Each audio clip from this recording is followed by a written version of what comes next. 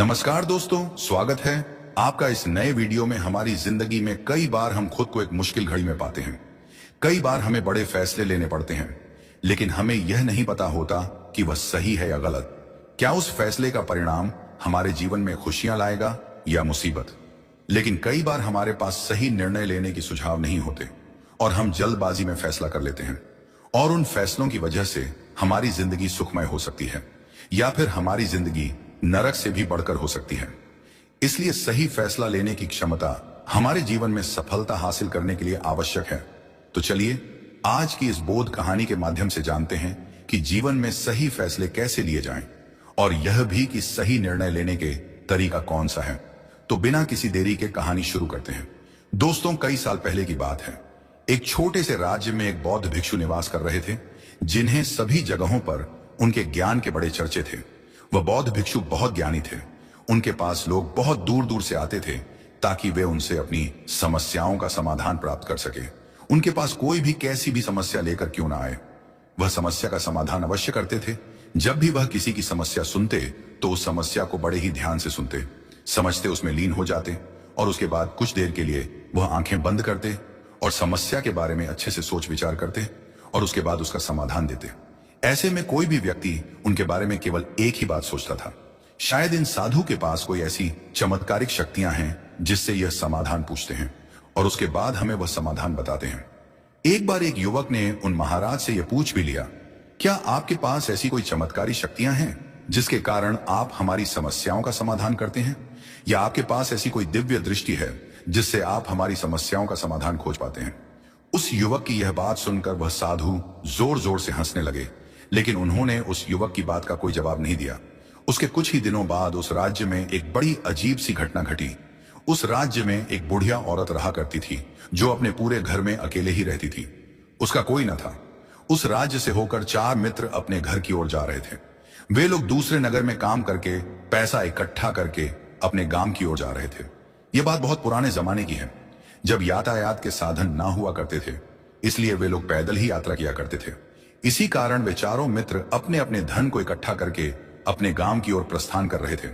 उन चारों ने अपना अपना धन एक छोटी सी पोटली में रखा था, और उसी पोटली में उन सबकी सारी कमाई थी। तभी उन चारों मित्रों में से एक मित्र कहता है, मित्रों, इस तरह से यदि हम अपना धन अलग अलग रखेंगे तो इससे हमारा धन चोरी हो सकता है।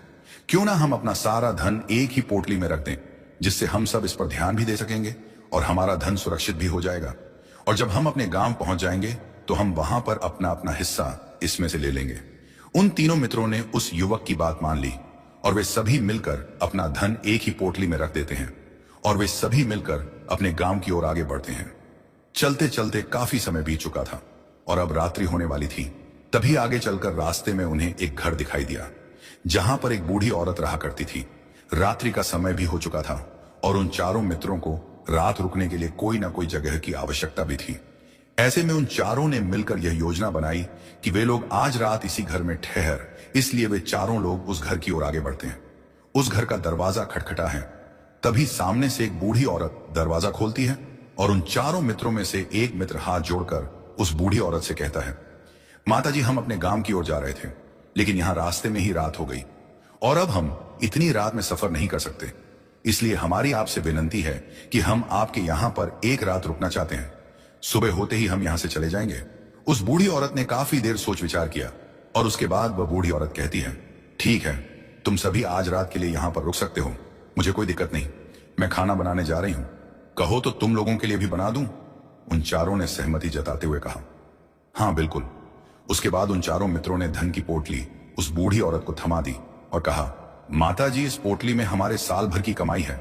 हम चारों ने अब तक का अपना सारा कमाया हुआ धन इसी पोटली में रखा है, और अब हम इसे आपको सौंपते हैं, क्योंकि यह हम चारों से ज्यादा आपके पास सुरक्षित होगा। हम बस इतना चाहते हैं कि यदि हम चारों में से कोई एक व्यक्ति से लेने आए तो आप इस पोटली को उसे मत देना, जब तक कि हम चारों एक साथ इस पोटली को लेने ना आए। तभी वह बूढ़ी औरत कहती है, ठीक है बेटा, यदि तुम चारों एक साथ आओगे तभी मैं इस पोटली को आपको सौंपेंगे, और वैसे भी आप लोग तो सुबह यहां से चले जाने वाले हैं। मैं आपको सुबह ही यह पोटली थमा दूंगी। वह धन की पोटली उस बूढ़ी औरत को थमाकर चारों मित्र निश्चिंत हो जाते हैं कि अब उनका धन सुरक्षित है, और वे लोग खाना खाकर सो जाते हैं। अगली सुबह जब वह चारों उठते हैं तो सभी लोग अपनी आगे की यात्रा के लिए तैयारियां शुरू कर देते हैं। उन चारों नौजवानों में से एक नौजवान थोड़ा सा बदमाश था। वह अपने उन तीनों मित्रों से कहता है, भाइयों, इस बूढ़ी औरत ने हमारी रात भर खातिरदारी की है, हमें अच्छा भोजन खिलाया, सोने के लिए अच्छी जगह दी, रात भर यहां सर छुपाने के लिए एक अच्छा मकान दिया, और हमने अब तक उसके लिए कुछ नहीं किया। वह बूढ़ी औरत अकेले ही खेतों में काम कर रही है। क्या हम सभी यहां से जाने से पहले इस बूढ़ी औरत की मदद नहीं कर सकते? उस बदमाश नौजवान ने मन ही मन ये योजना बना ली थी कि वह किसी तरह से भी उस बुढ़िया से पोटली हासिल करके ही रहेगा। बाकी के तीनों मित्र उसकी बातों में आ जाते हैं और वे सभी मिलकर उस बुढ़िया की मदद करने अर्थात खेतों में काम करने के लिए चल पड़ते हैं। वे सभी मिलकर खेतों का काम कर ही रहे थे कि तभी वह बदमाश नौजवान अपने बाकी तीनों मित्रों से कहता है, मित्र, मुझे जोरों की प्यास लग गई है, मैं जरा उस बूढ़ी औरत से पानी मांग कर लाता हूं। वह बाकी मित्र भी अब काफी थक चुके थे, उन्हें भी जोरों की प्यास लगी थी, इसलिए वह तीनों मित्र उसे वहां से जाने की अनुमति दे देते हैं। जैसे ही वह बदमाश उस बूढ़ी औरत के पास पहुंचता है, वह उस बूढ़ी औरत से कहता है, माता जी, अब हम यहां से जा रहे हैं, कृपया करके हमारे धन की पोटली हमें वापस दे दें। इस पर वह बूढ़ी औरत कहती है, नहीं नहीं, जब तक तुम चारों एक साथ ना हो तब तक मैं वह पोटली किसी को नहीं दे सकती। तुम्ही ने तो कहा था कि जब तक हम चारों एक साथ ना हो तब तक यह पोटली किसी को नहीं देनी है। तभी वह बदमाश उन तीनों की तरफ इशारा करते हुए कहता, हे लाओ। उन तीनों ने सोचा कि हमारा मित्र हमारे लिए पानी लाना चाहता है, इसलिए वह हमसे आज्ञा मांग रहा है।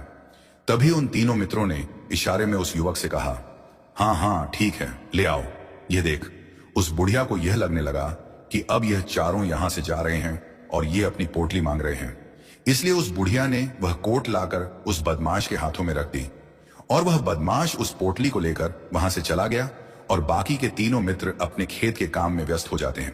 कुछ देर के बाद जब वह तीनों खेत का काम करके वापस लौटते हैं और बुढ़िया से कहते हैं, माता जी, हमारा मित्र जो यहाँ पानी पीने आया था वह कहाँ गया? इस पर वह बुढ़िया कहती है, क्या वह पानी पीने आया था? पर वह तो कह रहा था कि हम चारों जा रहे हैं, कृपया करके हमारे धन की पोटली हमें थमा दे। तब तीनों बड़े आश्चर्य होकर उस बुढ़िया से कहते हैं, माताजी, हमने भला कब कहा? वह पोटली मांगी थी, हमें तो प्यास लगी थी और हमने पानी के लिए इशारा किया था। तभी बूढ़ी औरत उन तीनों से कहती है, परंतु अब तो वह पोटली लेकर जा चुका है। तभी वह तीनों मित्र सर पकड़कर रोने लगते हैं और कहते हैं, माताजी, उसमें हमारा सारा कमाया हुआ धन था जो वह अकेले लेकर भाग चुका है। हमने तो आपको कहा था कि जब तक हम चारों एक साथ ना आए तब तक आपको वह पोटली किसी को नहीं देनी है, फिर आपने ऐसा क्यों किया? इसमें आप ही की गलती है। हमने आपको उस पोटली की हिफाजत के लिए रखा था और आपने उसे एक ऐसे आदमी के हाथों में दे दिया जिसने हमारा सारा धन हमसे लूट लिया। हम बर्दाश्त नहीं करेंगे, हम राजा के पास जाएंगे और राजा से आपकी शिकायत करेंगे, न्याय की मांग करेंगे। अब तो इस बात का राजा ही फैसला करेंगे। तीनों नौजवान क्रोधित होकर राज दरबार में पहुंच जाते हैं और अपनी सारी समस्या उन राजा को बता देते हैं। जब वह राजा उन तीनों नौजवानों की बात ध्यानपूर्वक सुनता है तो वह तुरंत ही उस बुढ़िया को राज दरबार में पेश होने का आदेश देता है। राजा के आदेश पर राजा के सैनिक तुरंत ही उस बूढ़ी औरत को राज दरबार में पेश करते हैं और राजा भरी दरबार उस बूढ़ी औरत को दोषी करार कर देता है और कहता है, तुम्हें वह पोटली उस अकेले व्यक्ति को नहीं देनी चाहिए थी, जब उन्होंने तुमसे कहा था कि जब तक वह चारों एक साथ उस पोटली को लेने ना आए तब तक तुम्हें वह धन किसी को नहीं देना चाहिए था। इसमें तुम्हारी गलती है और अब तुम्हें इसका हर्जाना भरना होगा, तुम्हें इनका धन लौटाना होगा। राजा का यह आदेश सुनकर बूढ़ी औरत फूट फूट कर रोने लगती है और राजा से मदद की गुहार लगाती है और कहती है, हे राजन, मैं तो एक बूढ़ी औरत हूं और मेरे पास इतना धन नहीं है और ना ही मेरे घर में कोई ऐसा है जो धन कमाता हो। मेरे पास इतना धन नहीं कि मैं इनका धन लौटा सकूं। मैं तो अकेली हूं, बेसहारा हूं, कृपा करके मुझ पर रहम करें। लेकिन राजा उस बूढ़ी औरत की एक नहीं सुनता। वह बूढ़ी औरत रोते हुए अपने घर की ओर जा रही थी। यह सोच रही थी कि आखिर में इतना धन कहां से लाऊं, कि कैसे मैं उन लोगों का यह धन उन्हें लौट आऊंगी। मेरे पास इतना धन नहीं है, मैं क्या करूं, कैसे करूं, कहां से लाऊं इतना धन? यदि मैंने उनका धन नहीं लौटाया तो मुझे राजा मार डालेगा। वैसे भी मेरी ही गलती है। जब उन चारों ने मिलकर मुझसे कहा था कि जब तक हम चारों एक साथ ना आए तब तक वह पोटली किसी को नहीं थमा नहीं है, फिर भी मैंने वह पोटली केवल उस एक व्यक्ति को थमा दी। इसमें गलती तो मेरी ही है। वह रोते रोते ये सारी बातें सोचते हुए अपने घर की ओर जा रही थी। तभी रास्ते में उस बूढ़ी औरत को वही संत मिले जो उस नगर में किसी भी समस्या का समाधान बड़ी ही सरलता और सहजता से करते हैं। उन्होंने उस बूढ़ी औरत से कहा, क्या बात है बेटी, क्यों रो रही हो? इस पर वह बूढ़ी औरत उस संत को सब कुछ सच सच बता देती है और कहती है, हे महाराज, इसमें गलती तो मेरी ही है। उन चारों ने तो पहले ही कहा था कि जब तक वे चारों एक साथ ना आए तब तक वह पोटली मुझे किसी को नहीं देनी है। लेकिन मेरी हिम्मत मारी गई थी जो मैंने वह पोटली केवल एक व्यक्ति को थमा दी और वह उनका सारा धन लेकर वहां से भाग गया। लेकिन अब मुझे यह समझ नहीं आ रहा कि मैं वह सारा धन कहां से लाऊं, कैसे जुटा। मेरे पास इतना धन नहीं है और राजा ने तो आदेश भी दे दिया है कि मुझे उनका धन लौटाना ही पड़ेगा। लेकिन मैं यह समझ नहीं पा रही कि इतना सारा धन मैं कहां से लाऊंगी। तभी वह संत उस बूढ़ी औरत से कहते हैं, शांत हो जाओ, मैं कोई ना कोई रास्ता जरूर निकाल लूंगा। इतना कहकर वह संत वहीं पर बैठ जाते हैं, ध्यान करने लगते हैं। कुछ देर के लिए आंखें बंद कर सोचते हैं, विचार करते हैं, मौन रहकर वह समस्या का समाधान निकालते हैं। और उसके बाद वह उस बूढ़ी औरत से कहते हैं, बेटी, राजा ने किया है वह बिल्कुल गलत है। आपने जो किया इसमें आपकी कोई गलती नहीं है। राजा का फैसला गलत है। उन संत के इतना कहने पर बूढ़ी औरत चुप हो गई और यह सोचने लगी कि आखिर राजा का फैसला कैसे गलत हो सकता है। राजा तो सभी के लिए न्याय ही करते हैं और वह कभी किसी का बुरा नहीं करते। फिर आखिर आज राजा का फैसला कैसे गलत हो गया। उन संत और उस बुढ़िया की बात आसपास के खड़े लोग सभी लोग सुन रहे थे और वे लोग भी बड़े अचरज में थे, क्योंकि राजा का फैसला कैसे गलत हो सकता है। राजा ने तो बिल्कुल सही फैसला लिया है। इस बूढ़ी औरत ने ही गलती की है। उन चारों का धन केवल एक ही को थमा दिया। ऐसे में इस बुढ़िया को उनका धन तो लौटाना ही चाहिए। राजा ने गलत फैसला कहा किया है। तभी वह संत उस बूढ़ी औरत से कहते हैं, जाओ और राज दरबार में कह दो कि हे राजन, आपका फैसला गलत है और सही क्या है, गलत क्या है, इसका फैसला मैं करूंगा। पहले तो बूढ़ी औरत इतनी हिम्मत ही नहीं जुटा पा रही थी कि वह राज दरबार में जाकर भरे राज दरबार में राजा को यह कह सके कि राजन, आपका फैसला गलत है। लेकिन जैसे तैसे उसने हिम्मत जुटाई और वह वापस राज दरबार लौटी। उसने डरते हुए भरे राज दरबार राजा से बड़ी थर्रा आवाज में कहा, हे राजन, आपने जो फैसला किया है वह फैसला गलत है। इतना कहकर उसने राजा को सारी बात सच सच बता दी। उस बूढ़ी औरत की बात सुनकर राजा बहुत क्रोधित हुआ। राजा ने उस बूढ़ी औरत से कहा, कौन है वह संत जिसने मेरे फैसले को गलत बताया है? क्या उन्हें नहीं लगता कि मैंने सही निर्णय लिया है? मैं हर रोज कई निर्णय लेता हूं, कई फैसले करता हूं, लेकिन आज तक कभी किसी ने मुझसे यह नहीं कहा कि मेरा फैसला गलत है। यदि उन संत ने मुझे सही फैसला न सुनाया, उन्हें फांसी की सजा दे दूंगा। यह बात पूरे नगर में फैल गई। सभी लोग यह जानने के लिए हैरान थे कि आखिर वह साधु ऐसा कौन सा फैसला सुनाने वाले हैं जो राजा से भी उचित होगा, जिसमें सबके लिए न्याय होगा। राजा ने सैनिकों को तुरंत ही आदेश दिया कि जाओ और संत को राज दरबार में लाओ। राजा की आज्ञा के अनुसार वे सैनिक तुरंत ही उन संत को लेने के लिए निकल पड़े। वे लोग कुछ ही देर बाद उन संत को लेकर राज दरबार पहुंचे। राज दरबार में सभी लोग उपस्थित थे और सभी लोग उन संत के फैसले का इंतजार कर रहे थे। उन संत को देखकर राजा कहता है, महाराज, आपको ऐसा क्यों लगता है कि हमने जो फैसला किया है वह गलत है? इस बुढ़िया ने यह वादा किया था कि वह चारों लोगों को एक साथ ही वह पोटली जमाएगी। फिर आखिर उसने अपना वादा क्यों तोड़ा? इसने यह गलती क्यों की कि इसने केवल एक ही को पोटली थमा दी और वह उनका सारा धन लेकर यहां से भाग गया? तो क्या इसमें इसकी गलती नहीं है? क्या इससे इनका धन नहीं लौटा आना चाहिए? इस पर वह साधु बड़ी विनम्रता से राजा से कहते हैं, हे राजन, यह आपका फैसला था, लेकिन मैं आपसे कुछ कहना चाहता हूं। इस पर राजा कहता है, ठीक है, कहिए, आप क्या कहना चाहते? इस पर वह साधु बड़ी विनम्रता से राजा से कहता है, हे राजन, जैसा कि वादा किया गया था कि पोटली एक साथ उन चारों को ही दी जाएगी, तो अभी तो यह केवल 3 है, चौथा कहां है? तो इनसे कहिए कि यह लोग यहां से वापस जाएं और अपने उस चौथे मित्र को यहां लेकर आए, तभी इनका धन वापस किया जाएगा। और वादा भी ऐसा ही किया गया था कि जब तक चारों लोग एक साथ ना हो तब तक उनका धन उन्हें नहीं लौटाया जाएगा। और यदि यह बूढ़ी औरत इन तीनों को धन लौटा देती है तो यह बूढ़ी औरत अपना वादा तोड़ देगी और यह सही नहीं है। इसलिए यदि आप चाहते हैं कि इनका धन लौट आया जाए तो पहले इनसे कहिए कि यह लोग जाएं और अपने उस चौथे मित्र को यहां पर वापस ले आए। उस राज दरबार में हर कोई इस बात को सुनकर बहुत खुश हुआ। सभी ने उन संत की बहुत तारीफ की। राजा भी उन संत के इस फैसले से पूरी तरह से सहमत था। राजा तुरंत ही उन संत के सामने सिर झुका लेता है और हाथ जोड़कर उनसे कहता है, हे महाराज, आपका यह फैसला इतना सही कैसे हो सकता है? आखिरी बात मेरे दिमाग में आई क्यों नहीं? मैंने इस बात को इस तरह से सोचा क्यों नहीं? तभी वह साधु उस राजा से कहते हैं, हे राजन, आपके पास और भी काम होते हैं। आप दिन भर व्यस्त रहते हैं और आपको जल्दबाजी में फैसले लेने पड़ते हैं। आपने इस मामले को सुना समझा, लेकिन इसे देखने में आप गलती कर गए। इससे आपने केवल ऊपरी तौर पर देखा। आपने इसकी गहराई तक जाने का प्रयास तक नहीं किया। यदि आपने इस मामले की गहराई को देखा होता, समझा होता, तो आप भी इसी नतीजे पर आते। जब तक हम किसी मामले की गहराई तक नहीं जाते, तब तक हम उसका सही समाधान नहीं निकाल सकते। लेकिन हम में से अधिकांश लोग तो अपने फैसले केवल जल्दबाजी में लेना चाहते हैं, भले ही वह मामला कितना भी गंभीर क्यों ना हो। हमें तो बस अपना हक चाहिए, हमारा नाम होना चाहिए, भले ही फैसला हमारे लिए आगे चलकर हमारे लिए नुकसानदेह क्यों ना हो। लेकिन हम तो उस मामले की गहराई तक जाने के लिए सोचते तक नहीं।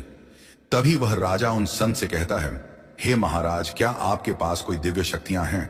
क्या आपके पास ऐसी कोई चमत्कारिक शक्ति है जिसे आप सवाल करते हैं और बदले में वह आपको जवाब देती है, जिस कारण आप सटीक और सही समाधान बता पाते हैं?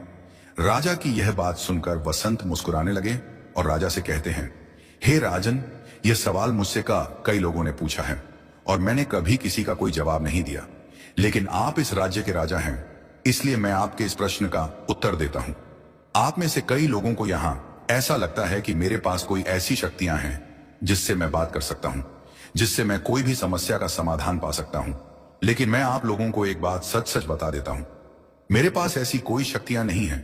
मैं तो केवल हर मामले की गहराई तक सोचता हूं, उस बात पर विचार करता हूं, और जब मैं विचार करता हूं तो मेरे सामने कई सारे समाधान आते हैं, और जो समाधान मेरे सामने आते हैं मैं उन पर भी विचार करता हूं, उनके बारे में भी गहराई तक जाता हूं।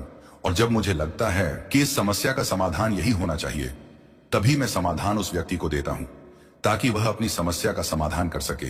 अब आप ही सोचिए, आप जल्दबाजी में यह फैसला लेकर इस बुढ़िया का जीवन पूरी तरह से बर्बाद कर देते।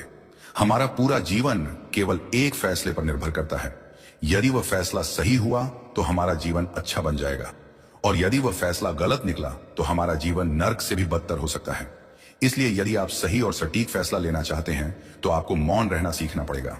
मौन रहकर उस पर विचार करना सीखना होगा, क्योंकि हमारे फैसले ही हमारा भविष्य तय करते हैं, हमारी जिंदगी का अगला पड़ाव तय करते हैं। फिर चाहे वह फैसले छोटे हों या बड़े, वे ही हमारी जिंदगी को निर्धारित करते हैं। इसलिए सबसे पहले हमें सही फैसले लेने के लिए मौन रहना सीखना आवश्यक है, उन पर विचार करना आवश्यक है। और जब आप ऐसा करते हैं तो आपके सामने एक ही समस्या के कई सारे समाधान निकल कर आते हैं, और जब आप उन पर गौर करेंगे तो आपको यह समझ में आएगा कि उन फैसलों का समाधान कैसा होना चाहिए, कि समाधान से आपको क्या फायदा होगा और क्या नुकसान होगा, या उस समाधान पर सोच और विचार करने पर ही आप उसे समझ सकते हैं, और तभी आप यह निर्णय भी ले सकते हैं कि क्या यह समाधान उचित रहेगा या नहीं। और यह सब संभव हो सकता है यदि हम कम बोलना शुरू करें, अब पूरी तरह से मौन हो जाए। इसका अर्थ यह है कि आप भीतर से शांत हो जाएं, और जब आप भीतर से शांत होने लगते हैं तो आपका मन स्पष्ट होने लगता है, साफ होने लगता है, और आप किसी भी चीज पर सोच विचार कर सकते हैं। और जब आप भीतर से शांत होने लगते हैं तो आप ऊपर से भी कम बोलते हैं, और जब आप धीरे धीरे कम बोलने के आदी हो जाते हैं तो आप साफ और स्पष्ट तौर पर सोच और समझ पाते हैं। आपके विचारों में शुद्धता आ जाती है, जिससे आपको यह साफ और स्पष्ट देखने को मिल जाता है यह कौन सा फैसला सही होगा और कौन सा फैसला गलत होगा। आपको उस परिस्थिति में क्या करना चाहिए और क्या नहीं करना चाहिए। लेकिन हम में से अधिकांश लोग अपने आप को सही साबित करने के लिए, अपने आप को ऊंचा साबित करने के लिए अत्यधिक बोलते हैं, और इतना बोलते हैं कि हर कोई उनकी बातों को गंभीरता से नहीं लेता। उन्हें ऐसा लगता है कि मानो ज्यादा बोलना ही हमारे लिए हमारा शस्त्र है, लेकिन वह यह भूल जाते हैं कि वह अत्यधिक बोलकर मूर्ख बन रहे हैं। लोग हमारा मजाक बनाते हैं, हमें मूर्ख समझते हैं, हमसे दूर रहने लगते हैं, क्योंकि उन्हें हमारी बकबक अच्छी नहीं लगती।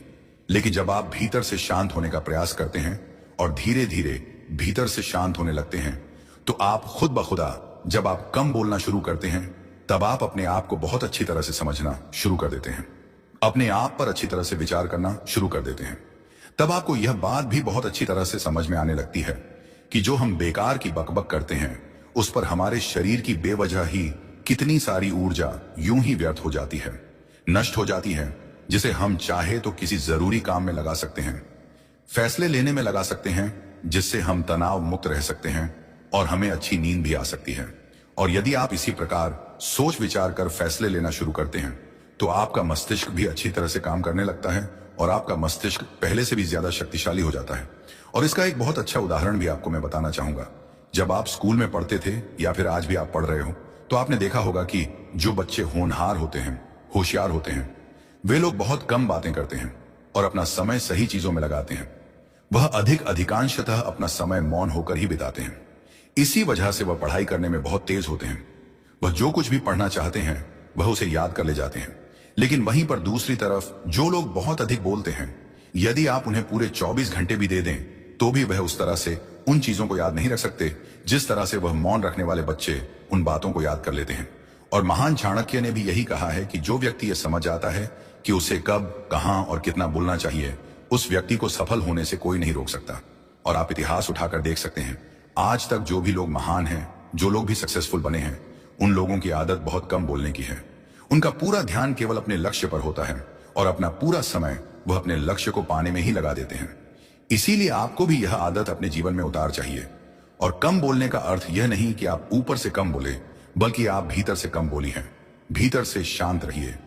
यदि आप रोज इसका अभ्यास करते हैं तो केवल कुछ दिनों में ही इससे होने वाले लाभ आपको आपके सामने नजर आने लगेंगे।